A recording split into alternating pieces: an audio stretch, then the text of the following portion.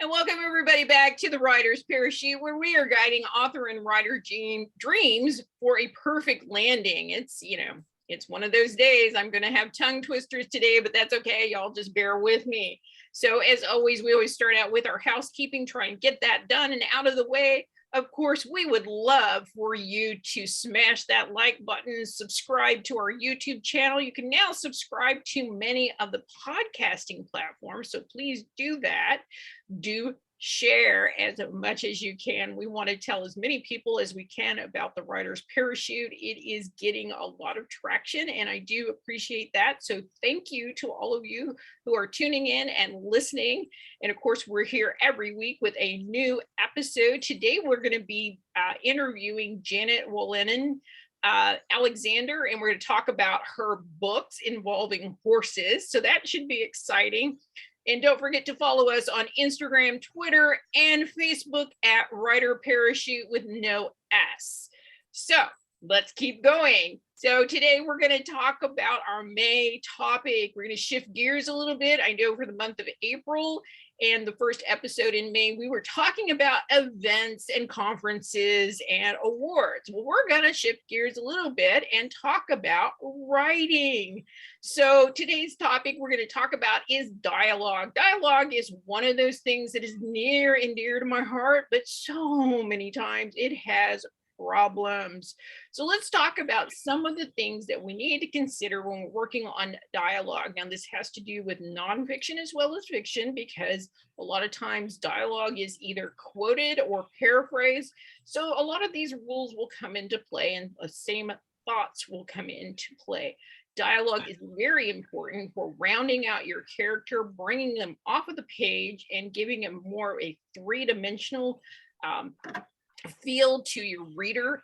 It is a good place to expand your knowledge of the character, to bring forward some of their foibles, some of their habits, some of their idiosyncrasies. So I just want you to remember that dialogue serves a purpose. It helps to either tell you something about the character that is being spoken to, the character that is speaking, or to move the story forward.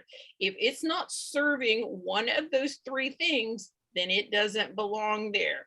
Again, also dialogue is not conversation.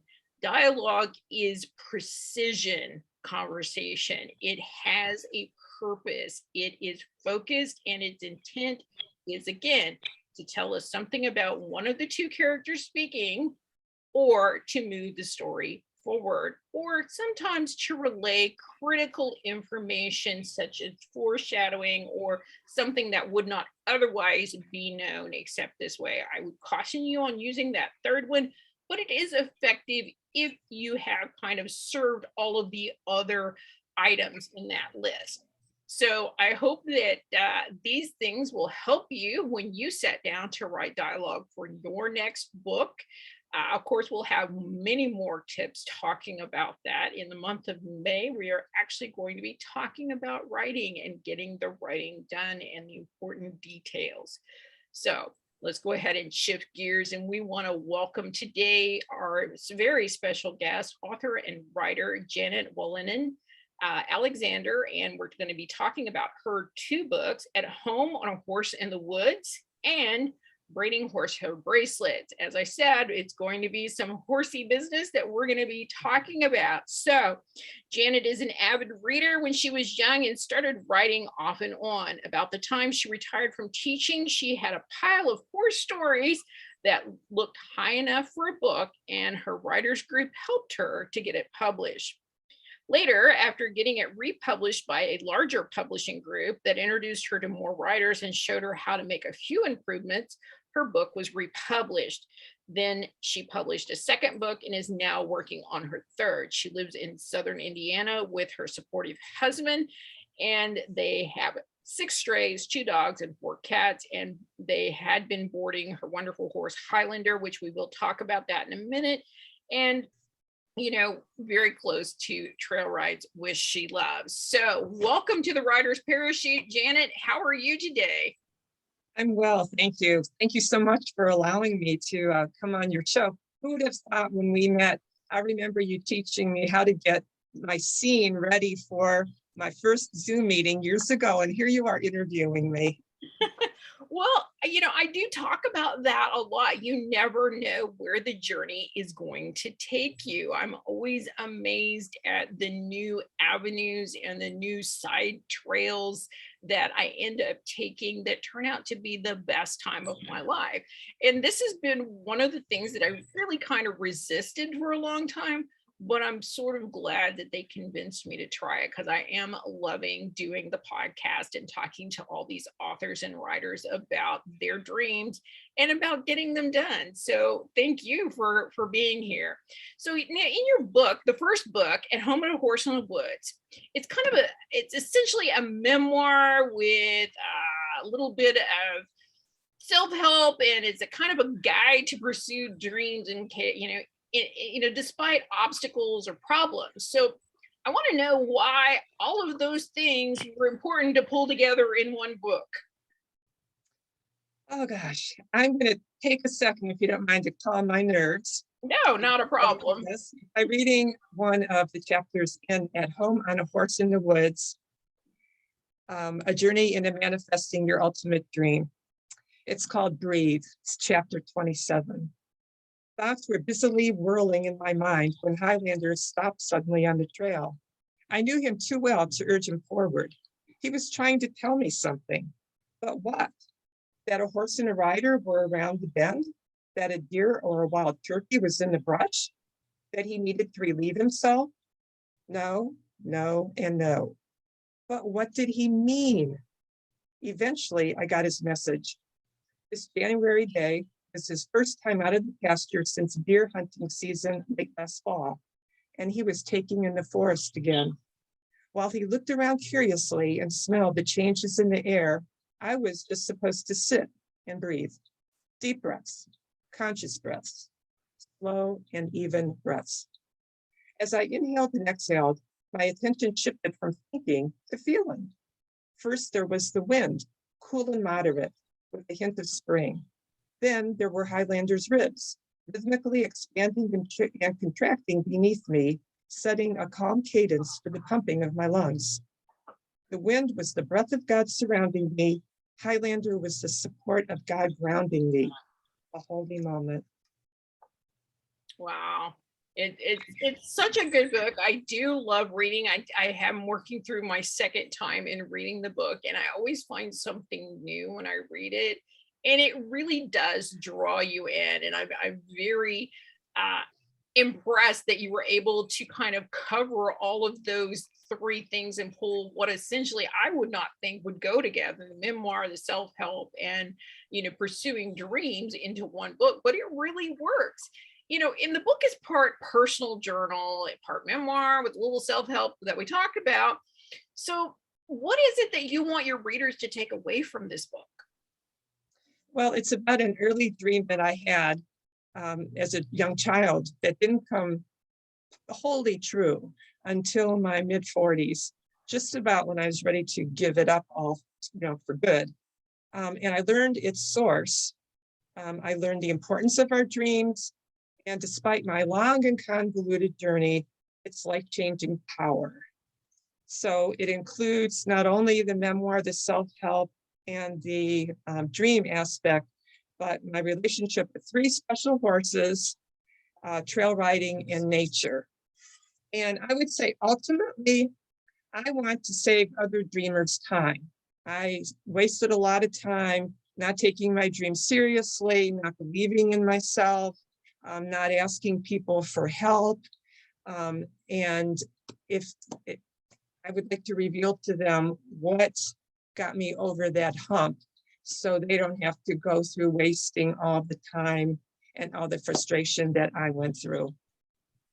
Right, which is amazing, because that's kind of the essential part of who we are. It's like, we're told as kids to chase dreams, but then when we become adults, we kind of go, oh, well, dreams were the past. Now we have to be serious, and we have to think about paying the bills and getting a stable job and stuff like that. And we tend to kind of set aside and believe that our dreams are gone, that they passed us by.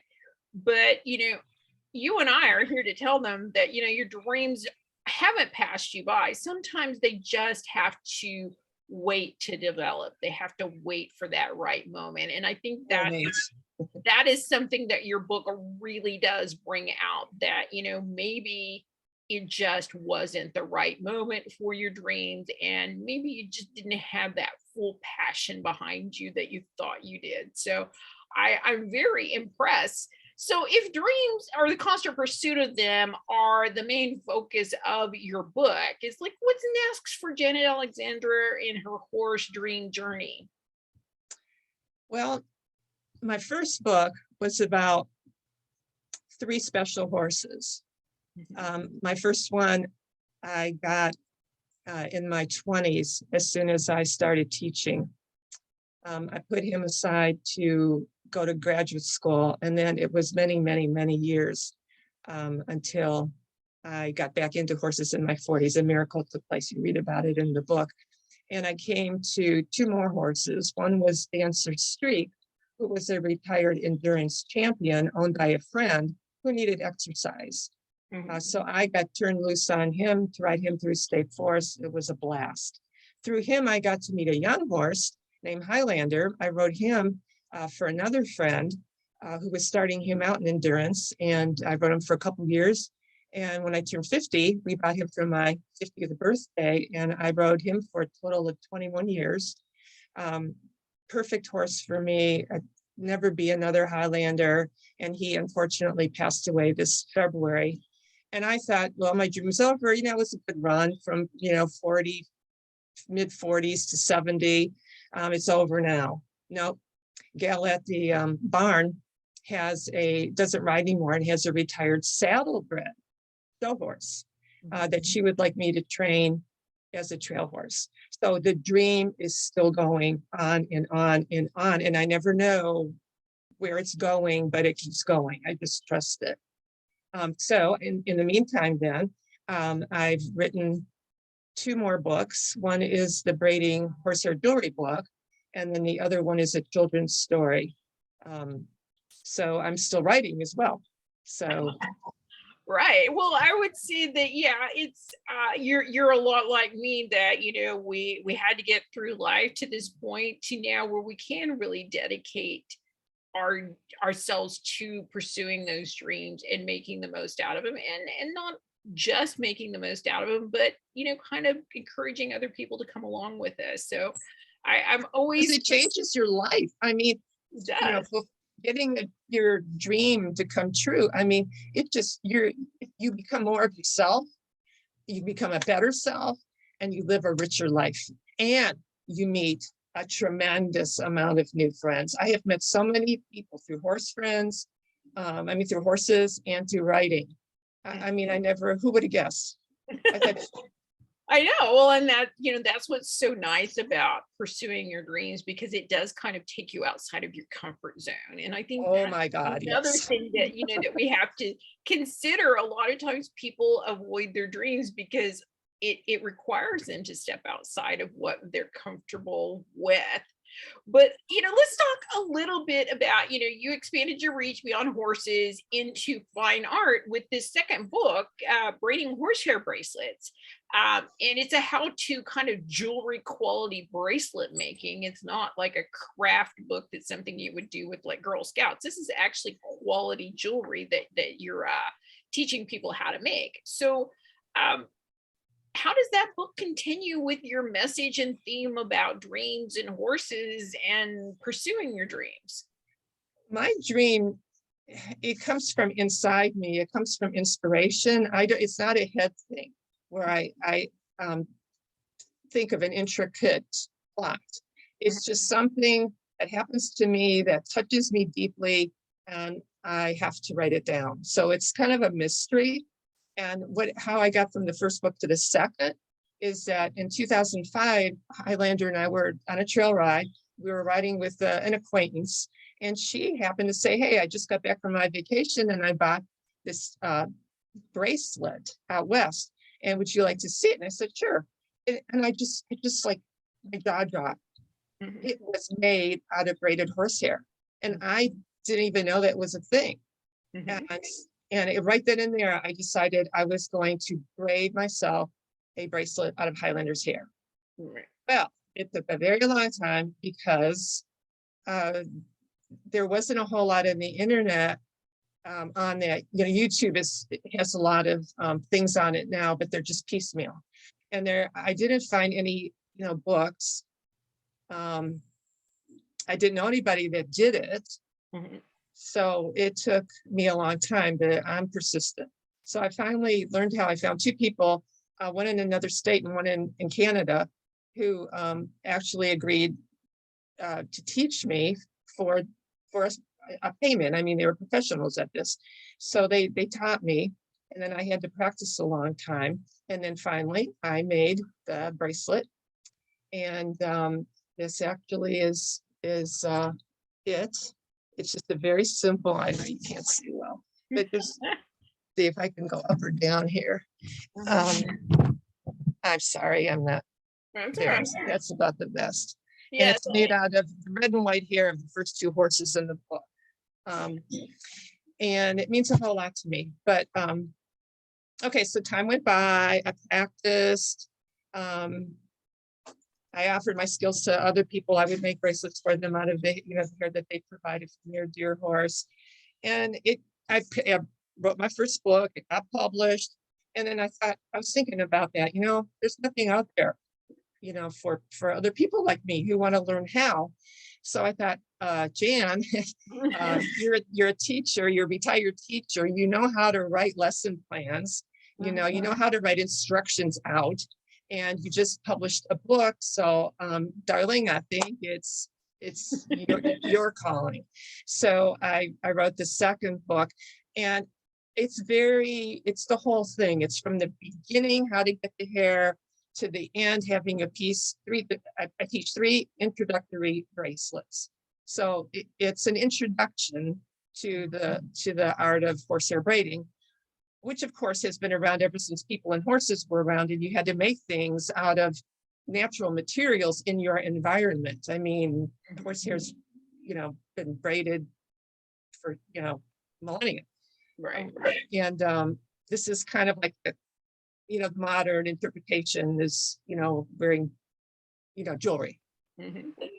So that got me to that. And then I was thinking, well, this book is,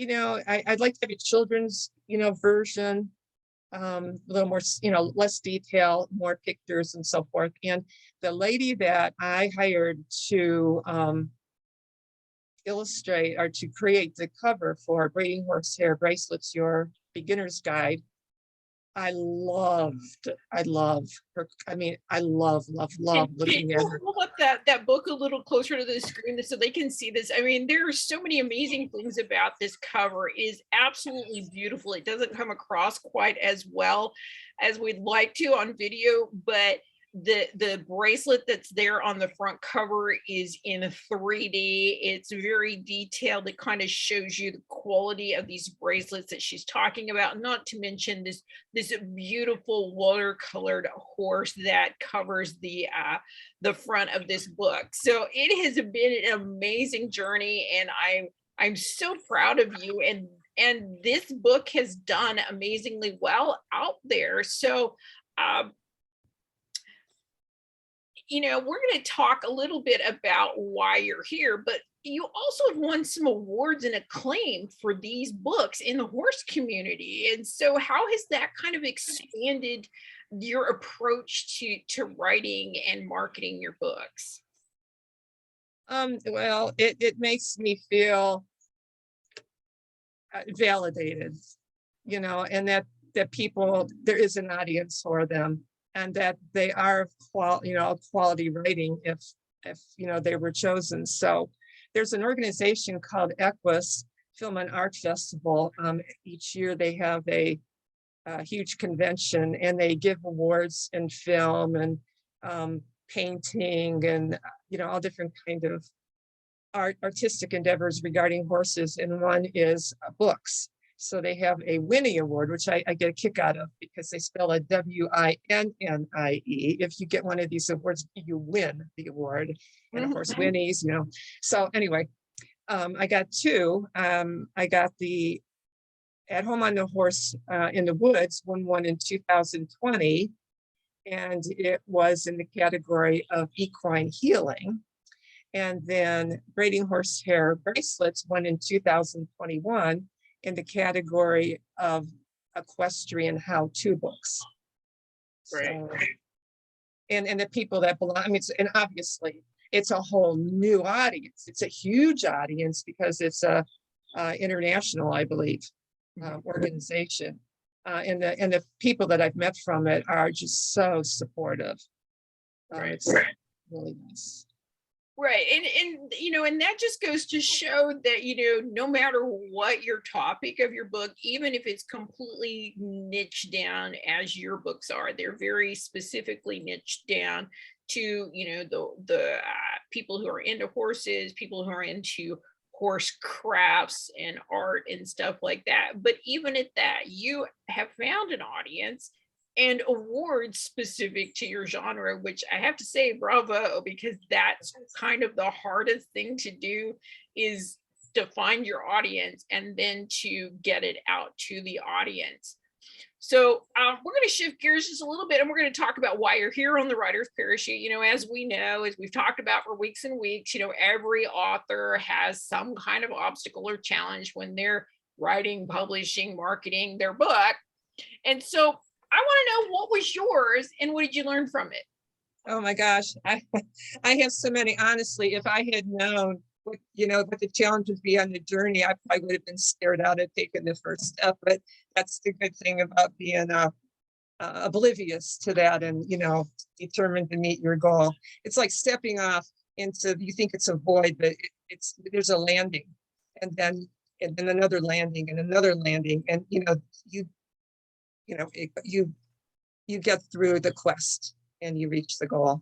I would say my first difficulty, and it's still continuing, is technological skills. It's not an area that I grew up with. It's not an area that I particularly enjoy. I would rather be outside riding a horse or reading a book or writing a book than in front of a computer.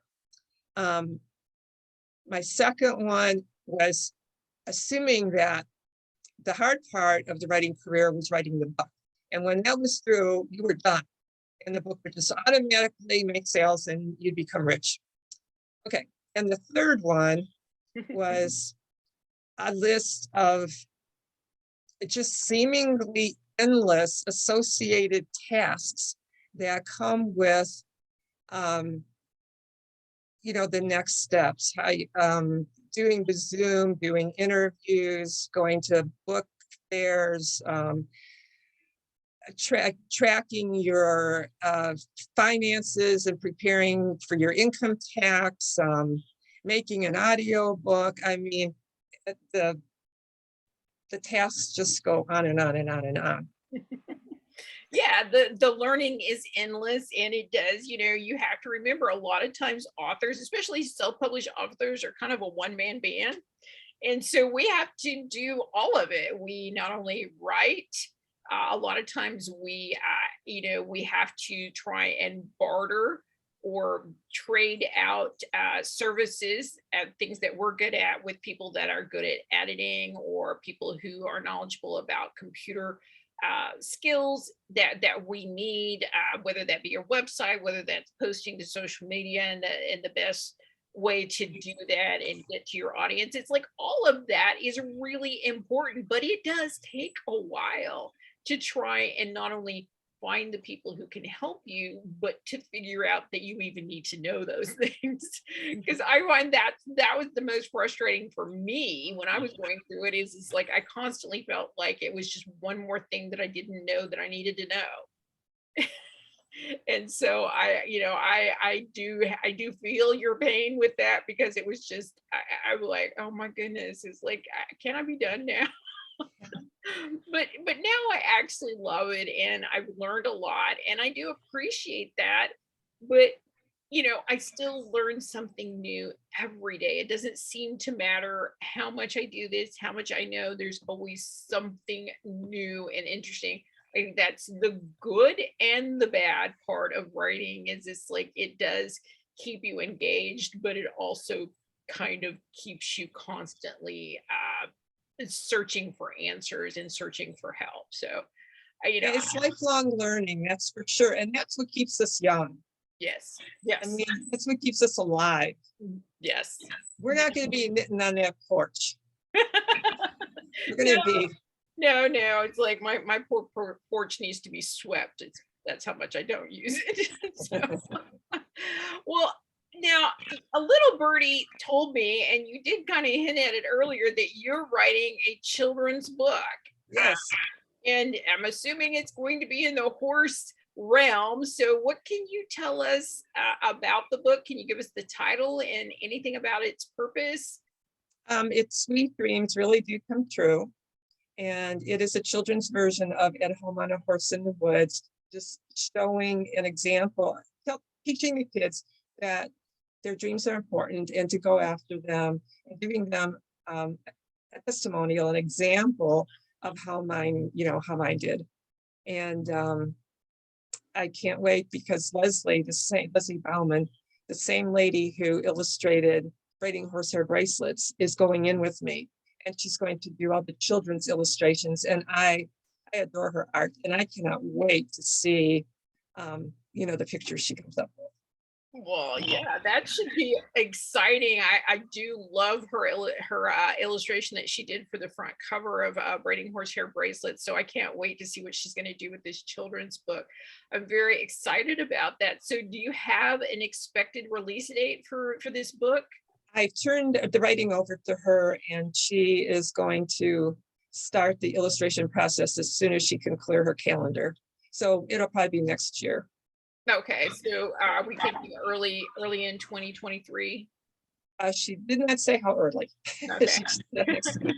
Well, you will keep us updated, and of course, we want to have you come back and talk to us again when it's ready to go out, so that we can let everybody know that that is available. So, and speaking of that, we want to let everybody in the audience know that anytime we mention links, which we're about to show you or give you a whole bunch of links here in a minute, that we will put those full links in the show notes for you. So if for some reason you don't write them down or you forget them, or as I do, I transcribe a lot of information when I'm in a hurry, we do have those for you. So where can they find more information about you, your books, and any upcoming events or book releases?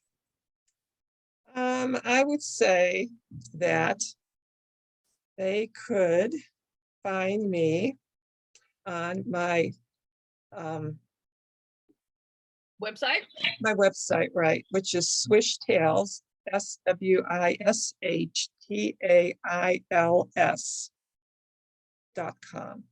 Okay, we'll make sure we put that in the show notes. That is swishtails.com. It's SWISHTAILS.com. Tails, just like the tail of a horse. So also, you're very active on social media. Well, as active as I am, probably more so than I am. So where could they find you to follow you on social media? My business page is Swishtails, SWISHTAILS as well. And that's on Facebook? Yes. Okay. And then a friend just started an Instagram account for me, and I'm still learning how to navigate Instagram. And that also is Swishtails. Okay. And then email, if they want to contact me personally, it's also Swishtails, but it's at AOL. So swishtails@aol.com. Awesome. Well, we're so excited about that. So I wanted to make sure, do you have anything else that you want to include before we let you go and get on to pulling the ripcord on our tip of the day? Well, I am experimenting also with giving away a free PDF, and it's going to be a trail riding tip sheet. And you can request that at my email address, swishtails@aol.com. And it gives a lot of suggestions for if you go on a trail ride, for your safety, what should you pack? Mhm. All right. Well, that sounds very interesting, and that's always very helpful because, I find a lot of times if you don't know, you don't know, and this is where you sometimes can get into trouble, and you really don't want to be in the woods alone without your safety kit. So I do suggest any of you guys who are interested in trail riding or planning on going trail riding, of course, a lot of these things will cross reference to people who are hiking or just out in the woods. Please go download her horse trail riding tips. And that is a PDF that she's going to be giving away for free that we really appreciate here to our listening audience. And that is at swishtails at AOL.com. Of course, we will have all of these links listed in the show notes. We will have the links to her website, to all of her social media, and to the email with a reminder to go and contact her if you would like to get a copy of that PDF for yourself. So we're going to shift gears just a little bit, but we'll go ahead and keep Janet here with us. And before we say goodbye, we're going to pull the ripcord on our writing tip. Now, as always, we do try to connect it with the problems that our guest mentioned, and Janet had a few. But what I really want to key on is the talk about expanding education for authors and writers. A lot of times people feel that education is only formal education in a classroom, at a webinar from someone who is certified to teach you. And that's not necessarily true. Although those are good resources, also think about your friends. Think about other authors that you know. What we find ordinary about ourselves, other people find extraordinary. You have information, they have information that could help you. So I want you to think about education, especially around writing and publishing books, as a journey. All it is finding the person that has the most knowledge that you can talk to and see if you can get a better idea of what you're doing. And sometimes that may require a couple of people. Don't always take the first answer, because while people are trying to be helpful, they may not be as knowledgeable about the topic as you think they are. There are a multitude of books out there about the publishing, writing, and marketing industry. I would suggest you go check out the reviews on those and check out a few of those to bring you along to see something for reference. And then do ask your friends, and be included in some of these writing associations. I prefer the Authors Guild. There's the SCBWI, which is the Society of Children's Book Writers and Illustrators. There is also Savvy Authors that I really like. I wanted to talk about them. There's also inkers.com. They are a group. They have a conference coming up. We talked about it earlier in one of the episodes, and a in-person one in June, and then a virtual one for 2 weeks towards the end of July. These are absolutely amazing resources. Publishers Weekly is a good resource. The Writer's Digest is a great resource. Check your resources, continue that education. While it may not be something that you need to deal with right now, it may come up in your future. So don't ever put off that education or that continuing education on your author's journey, because you'll be surprised how often you're going to need it. So I hope that it's helpful for you today. And again, we always want to thank you for joining us here on the Writer's Parachute. And we want to thank Janet Wolanin Alexander and for being here with us today. We would encourage you to go out and grab one or both of her books. And Home on a Horse in the Woods is an amazing book. I really love it. It's a very light, inspiring read. I think you'll find it very helpful. And of course, if you have any interest in crafts, I don't make horsehair bracelets, but I did enjoy reading her book, Braiding Horsehair Bracelets, and I do appreciate the quality of the crafts that she is teaching out there.